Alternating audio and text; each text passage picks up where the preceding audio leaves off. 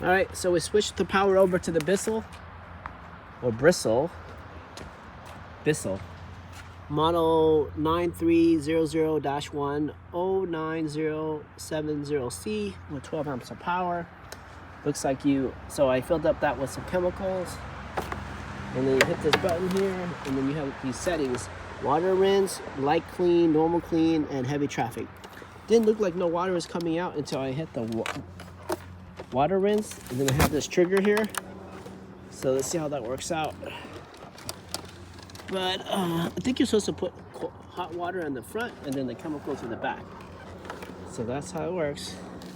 So we have a heater button, and this is how dirty it was. We had 1/4 gallon, but 1/4 of a gallon fell right in the middle here with gray. So we're doing it by hand, and then finally it just took forever, so we took it out here. We use a pressure washer, 2,600 PSI pressure washer over there. And then that got a lot of it. Since I got a hill, it all drained out that way.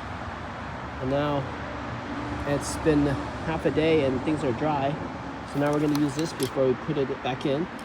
And then we have luxury vinyl on the bottom, and this rug barely made, the paint barely made it to the luxury vinyl, but we took it out so we can wipe it down. So here goes the Bissell.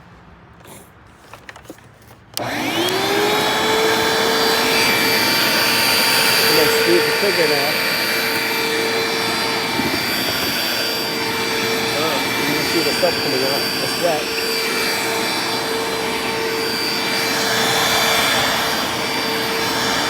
There's 2 buckets in there, so I'm going to spin it around.